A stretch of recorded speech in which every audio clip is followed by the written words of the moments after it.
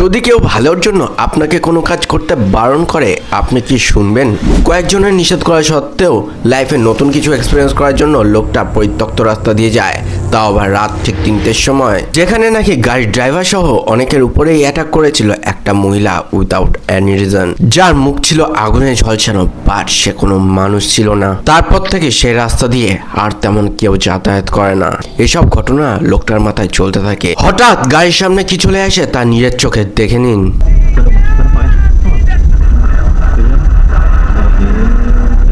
Jalan jalan jalan. Gua pelan ni. Gua jalan je lah. Jangan tak kau jalan sekarang.